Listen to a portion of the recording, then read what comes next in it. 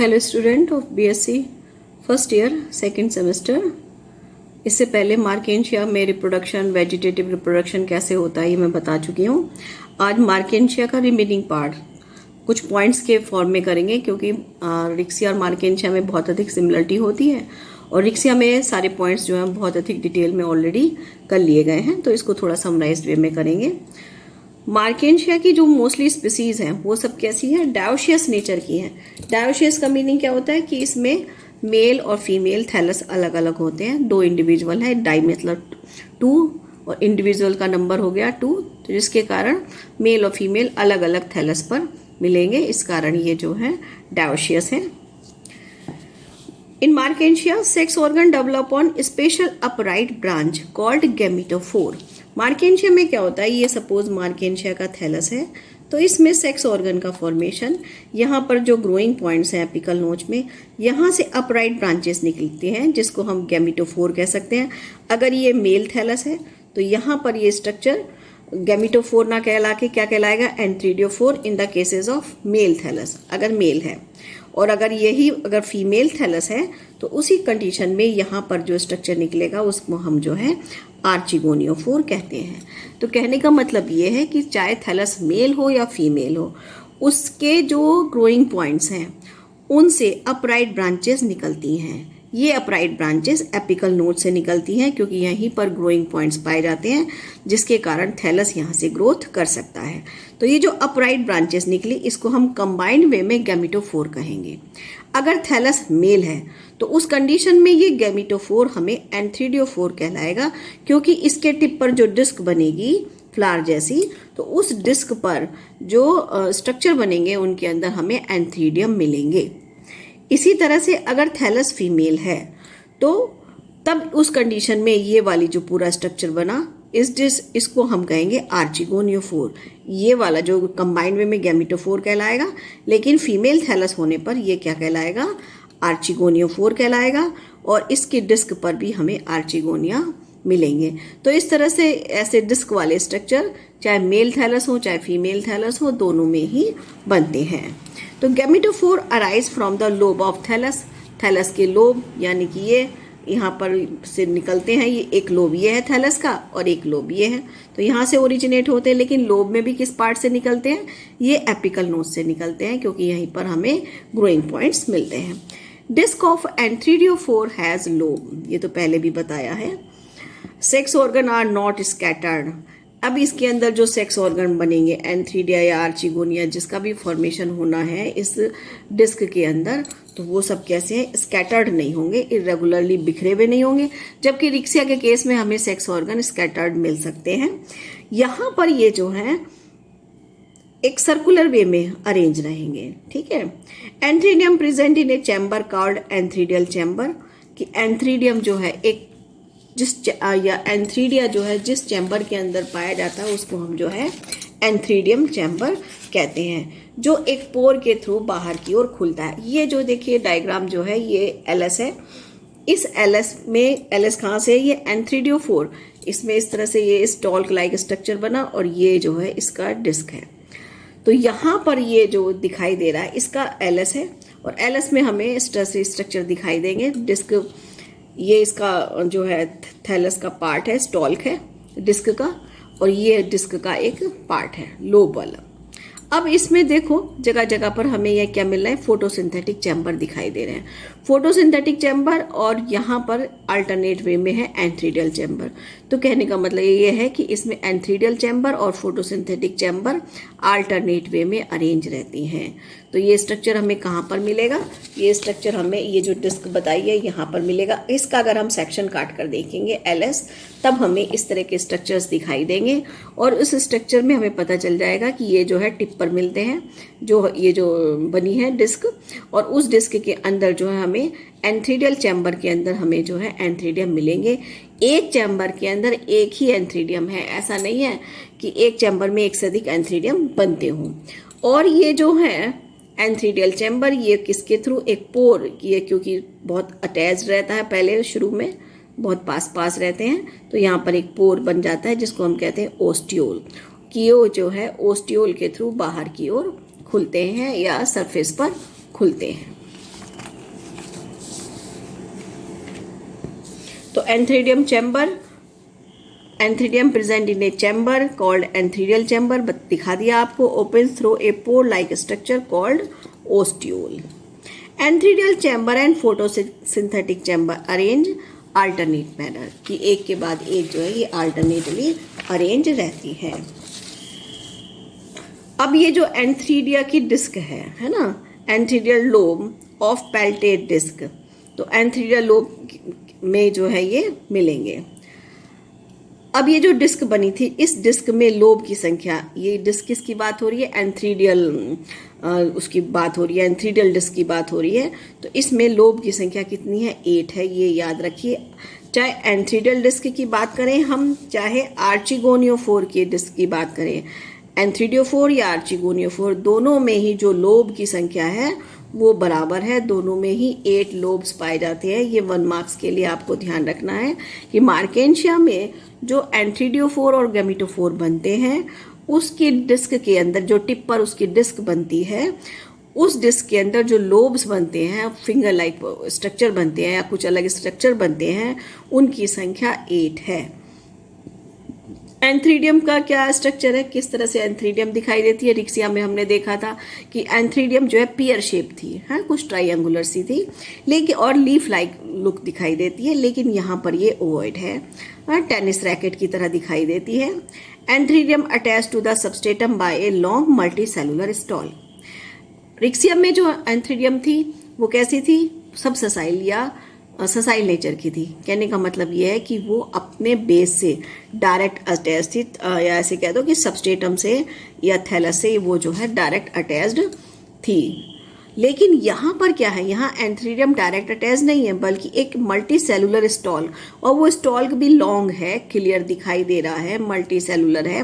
वहाँ पर 1 या 2 सेल का बना होता था, अगर स्टॉल है भी नहीं तो स्टॉल था ही नहीं रिक्सिया में, लेकिन यहाँ पर लॉन्ग मल्टी सेलुलर स्टॉल बहुत ही क्लियर दिखाई देता है, उसके थ्रू ये जो है एंथ्रीडियल चैम्बर में जुड़ी रहती है।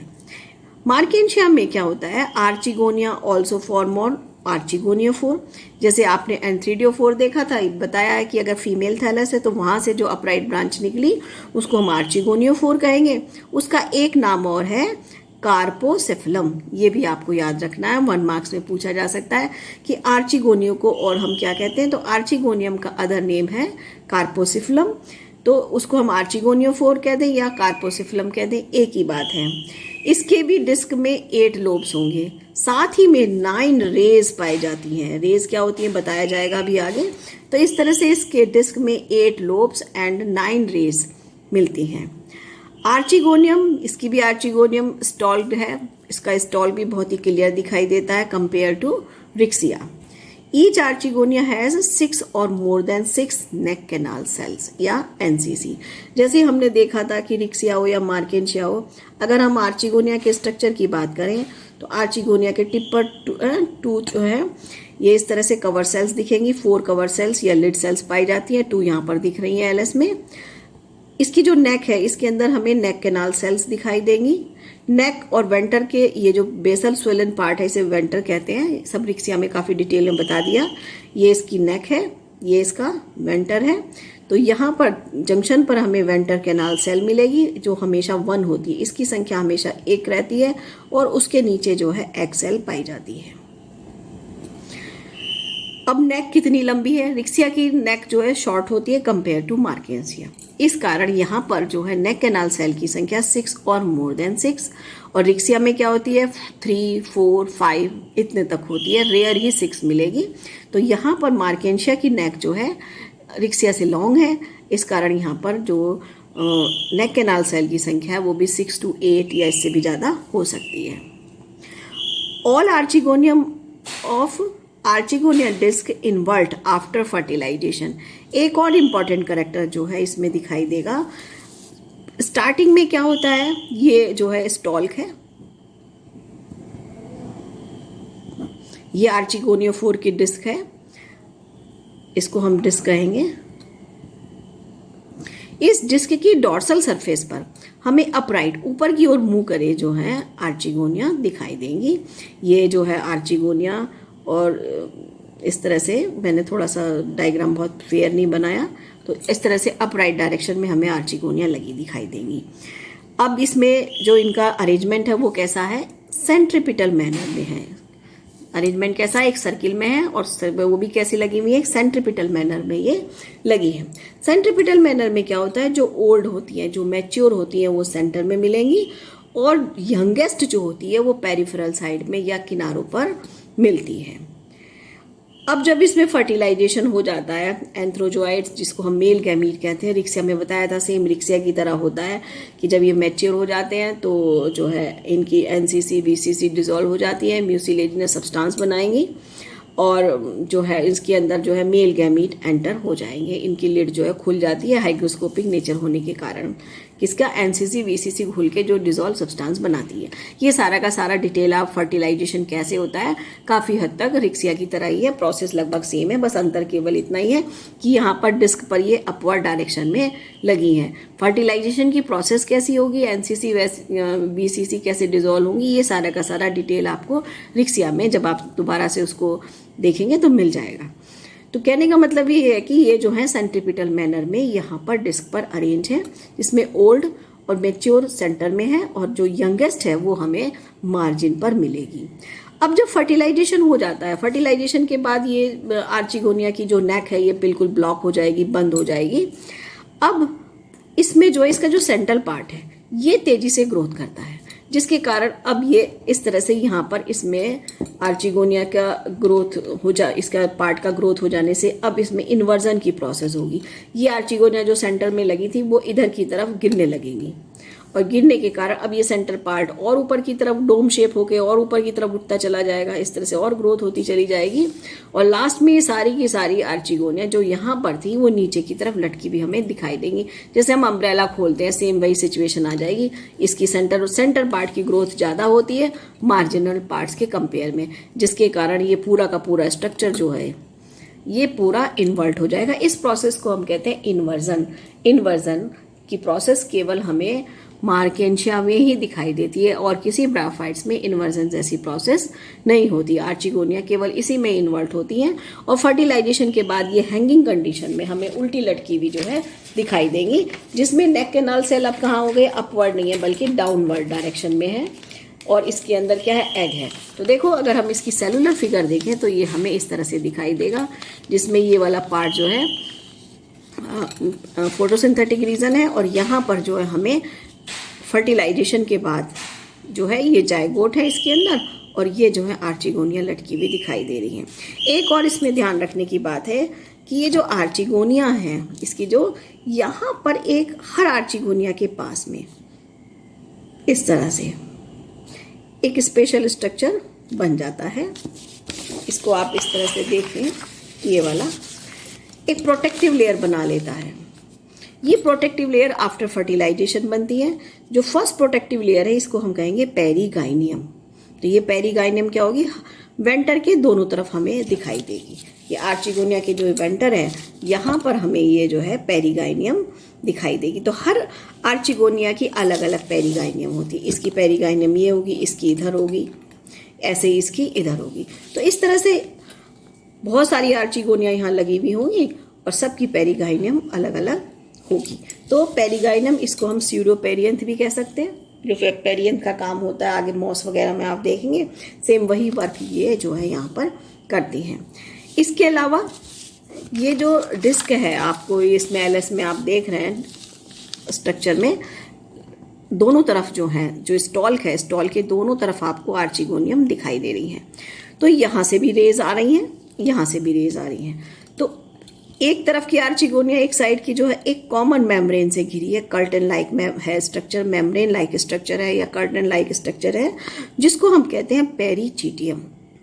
तो वेंटर के चारों तरफ हमें मिला पेरीगाइनियम और एक तरफ की बहुत सारी आर्चिगोनिया कितनी भी हो सकती हैं, 16 तक भी हो सकती हैं, वो एक कॉमन मेम्ब्रेन में एनक्लोज्ड है, एक कॉमन एनवेलप से घिरी है, कॉमन कर्टन कह दो, मेम्ब्रेनस स्ट्रक्चर होता है जिसको हम कहते हैं पेरीचिटियम। तो ये सेकंड जो है मेम्ब्रेनस स्ट्रक्चर है या ये सेकंड प्रोटेक्टिव लेयर है। इसके बाद सभी आर्ची, एक तरफ की सभी आर्चिगोनिया लास्ट में एक और लेयर रहती है जिसको हम कहते हैं रे से प्रोटेक्टेड रहती हैं। तो इस तरह से यहाँ पर प्रोटेक्टिव लेयर की अगर हम बात करें, बाहर से अंदर की तरफ हम स्टडी करेंगे तो सबसे पहले हमें रे मिलेगी, सेकेंड टाइम हमें पेरिचीटियम दिखाई देगा, कॉमन है, और फिर हर एक की हमें जो है थर्ड जो है क्या दिखाई देगी, पेरीगाइनियम दिखाई देगी। अब पेरीगाइनियम तो ये बाहर से है। अब जब जाइगोट बन जाता है तो जाइगोट बनते ही वेंटर अपने चारों ओर एक और लेयर बना लेता है जिसको हम कहते हैं कैलिप्ट्रा। तो अगर हम देखें तो सबसे पहले हमें क्या मिलेगा, अगर हम इसको इस तरह से सेट करें इन स्ट्रक्चर्स को, तो आउटसाइड में हमें मिलेगी रे सबसे बाहर की तरफ। रे के बाद अगर हम देखें तो हमें क्या स्ट्रक्चर दिखाई देगा, पेरिचीटियम। पेरिचीटियम के बाद पेरीगाइनियम। अगर हम आर्चिगोनिया के अंदर भी देखें और कौन सी प्रोटेक्टिव लेयर है तो वेंटर वॉल है, और वेंटर वॉल ने क्या बनाया अंदर की तरफ, कैलिप्ट्रा। तो इस तरह से ये अरेंजमेंट जो है दिखाई देता है जो हमें वहां पर क्योंकि वेंटर वॉल जो है बहुत जल्दी सिक्रीट कर लेती है कैलिप्ट्रा को, तो इस तरह से ये स्ट्रक्चर हमें जो है मिलेंगे। रे क्या है, फिंगर लाइक प्रोजेक्शन है जो बाहर की तरफ पाए जाते हैं। इनकी संख्या कितनी होती है, 9 होती है, भी बताया था आपको। नाउ अब इसका फर्टिलाइजेशन हो गया, जाइगोट बन गया, जाइगोट बनने के बाद उसने इसका स्पोरोफाइट बना लिया। अभी जो इस स्पोरोफाइट है रिक्सिया के कंपेयर में जो मार्केंशिया का स्पोरोफाइट है वो बहुत ही कॉम्प्लिकेट होता है, कॉम्प्लेक्स नेचर में है। रिक्सिया में क्या था, उसके स्पोरोफाइट में केवल कैप्सूल था, लेकिन यहाँ पर फूट, सीटा, कैप्सूल तीनों पाए जाएंगे। अगर हम इसका स्ट्रक्चर बना के देखें तो ऐसे करके ये दिखाई देता है। ये इसका कैप्सूल है, ये इसका सीटा है, ये इसका फूट है, और यहाँ से ये थैलस से अटैच्ड है, ये थैलस है। तो इस तरह से पूरा स्ट्रक्चर फूट, सीटा, कैप्सूल ये तीनों पाए जाते हैं। फूड जो होता है वो कौन सा है, आर्चिगो, इसके ऐसे समझ लो कि फूड जो है आगे चल के जब इसमें कैप्सूल बन जाएगा तो यहाँ पर ये वाला स्ट्रक्चर फूट में यहाँ पर फॉर्मेशन हो जाएगा और ये पूरा का पूरा कैप्सूल में कन्वर्ट होने लगता है, यहाँ पर फूट बनने लगता है। अब ये जो फूट है वो पार्ट है जो कैप्सूल उसके ऊपर पाया जाएगा और थैलस यानी कि गैमेटोफाइट को इसके स्पोरोफाइट से या कैप्सूल से जोड़े रखने का काम करेगा। ये जो फूट है ये बल्बस पार्ट होता है जो आज उसके टिप पर मिलेगा हमें स्पोरोफाइट स्ट्रक्चर के फर्स्ट पार्ट है। और ये क्या काम करता है, ये क्योंकि इसमें जो है ये इंडिपेंडेंट नहीं है, ये अपने फूड के लिए और वाटर और मिनरल सप्लाई के लिए अपने गैमेटोफाइट पर निर्भर करता है। तो ये जो फूट है ये क्या काम करेगा, absorb food, water and minerals. तो ये जो है गैमेटोफाइट से यानी कि उसकी जो दूसरा पार्ट है स्टोरेज रीजन जो है उससे उसको जो है एब्जॉर्ब करेगा ये वाले पार्ट से। ये जो पार्ट है यहाँ पर जो दिख रहा है ये इसका गैमेटोफाइट पार्ट है, तो इससे जो है ये फूड वगैरह इसमें अंदर जाने लगेंगे। कैप्सूल जो है लास्ट पार्ट होता है, सबसे नीचे की तरफ मिलेगा कैप्सूल और इसके अंदर जो है स्पोर्स डेवलप हो जाएंगे और साथ ही में ऐसे कुछ स्ट्रक्चर्स का फॉर्मेशन भी होता है। तो capsule is the last part of sporophyte. Seta present below foot and capsule. Seta help in dispersal of seed, कि सीटा जो है सीड के डिस्पर्सल में हेल्प करता है। Capsule has elater and spores. Elaters are sterile, spindle shape with 2 spiral thickening band. अगर हम इसके कैप्सूल के स्ट्रक्चर की बात करें तो इसका जो कैप्सूल है उसका जो स्ट्रक्चर है उसमें जो है बाहर की तरफ वॉल होगी और वॉल के अंदर जो है अगर हम देखें तो उसमें जो है स्पोर्स और इलेटर्स दिखाई देंगे। स्पोर्स और इलेटर्स दोनों अलग अलग स्ट्रक्चर हैं जिसमें स्पोर्स एक तरह के हैप्लॉइड स्ट्रक्चर है, उसका फॉर्मेशन जो है ये देखिएगा, ये जो है स्ट्रक्चर दिखाया है। तो इस स्ट्रक्चर में ये जो है ये थैलस है, थैलस से ये फूट जुड़ा हुआ है, ये इसका सीटा है और यहाँ पर जो है कैप्सूल दिख रहा है ये, और इस कैप्सूल में हमें यहाँ पर स्पोर्स दिखाई दे रहे हैं जो कि हैप्लॉइड नेचर के हैं और ये जो है इलेटर जो है ये डिप्लॉयड नेचर का होता है, 2n है। तो अगर हम इसका डेवलपमेंट देखें तो डेवलपमेंट से पता चलेगा कि जब अब कैप्सूल का डेवलपमेंट होता है तो इसमें एक टिश्यू बनते हैं जिसको हम कहते हैं आर्चिस्पोरियम। आर्चिस्पोरियम टिश्यू जो है ग्रोथ करके क्या बनाएंगे, डिवीजन करके स्पोरोजिनस टिश्यू बनाते हैं और इन स्पोरोजिनस टिश्यू से डिप्लॉयड इलेटर का फॉर्मेशन होता है, यानी कि विदाउट मियोसिस ये बनी है। तो इस तरह से कैप्सूल के अंदर हमें इलेटर और स्पोर्स दोनों जो है दिखाई दे रहे हैं। इसमें इलेटर्स को अगर हम स्ट्रक्चर देखें इलेटर का, तो इस इलेटर में देखो यहाँ पर ये 2 स्पाइरल बैंड्स दिखाई दे रहे हैं। एक तो इसकी शेप कैसी है, स्पिंडल शेप। स्पिंडल शेप उसको कहते हैं जो दोनों तरफ से पॉइंटेड होता है, यानी कि ये स्ट्रक्चर जो है ऐसे है, दोनों तरफ से पॉइंटेड है और ये इसमें स्पाइरल थिकनिंग बैंड्स जो हैं प्रेजेंट है। ये स्पाइरल थिकनिंग बैंड्स क्या है, हाइग्रोस्कोपिक नेचर के होते हैं, बहुत जल्दी मॉइस्चर को एब्जॉर्ब कर लेंगे और बहुत जल्दी ही उसको ये ड्राई भी हो जाते हैं, जिसके कारण अब क्या होता है कि जब ये स्टार्टिंग में ये वाला पार्ट कम ग्रोथ करता है और फूड और कैप्सूल के बीच में ज़्यादा डिस्टेंस नहीं होता है, लेकिन जब कैप्सूल मैच्योर होने लगता है तब ये पार्ट सीटा वाला तेजी से इलोंगेट होगा, जिसके कारण ये जो लेयर्स जो इसको प्रोटेक्ट करी हुई थी, जिन लेयर्स ने इसको घेरे हुए था, इन पर प्रेशर पड़ता है और जब इन पर प्रेशर पड़ता है तो ये बस्ट हो जाएंगी, ये बाहर की ओर आ जाएंगी और कैप्सूल और बाहर की ओर निकल आएगा। अब जब ये एक्सपोज हो जाएगा, बाहर के एनवायरनमेंट्स में आ जाएगा, तो ये जो इसके अंदर इलेटर्स हैं ये ड्राई होने लगेंगे, पहले मॉइस्चर को एब्जॉर्ब करेंगे फिर ड्राई होने लगेंगे, जिसके कारण एक जर्किंग मूवमेंट होता है और स्पोर्स जो है तिड़क कर जो है इसमें बाहर आ जाते हैं। ये देखिएगा स्पोर इसमें बाहर आते हुए दिखाई दिए। ये जो प्रोसेस है, इस प्रोसेस की भी एक डायरेक्शन है। ये प्रोसेस जो है अपेक्स टू मिडिल चलती है, पहले टिप पर होगी है फिर बीच वाले भाग की तरफ मूव करती है अपेक्स टू मिडिल, जिसके कारण इसके स्पोर्स जो है बाहर आ जाते हैं। तो इस तरह से ये कंप्लीट हो गया है। मार्केंशिया के जितने भी इंपॉर्टेंट पॉइंट्स से लगभग सब आ चुके हैं। एक चीज़ और है इसमें, मार्केंशिया को सबसे पहले जिसने एक्सप्लेन किया था, जिनके नाम पर इनका मार्केंशिया नाम पड़ा, वो है निकोलस मर्चेंट। तो इस नाम को भी आप याद रख सकते हैं। तो इस तरह से जो है ये मार्केंशिया आपके यहाँ ब्रायोफाइट्स है, ये कंप्लीट हो गया।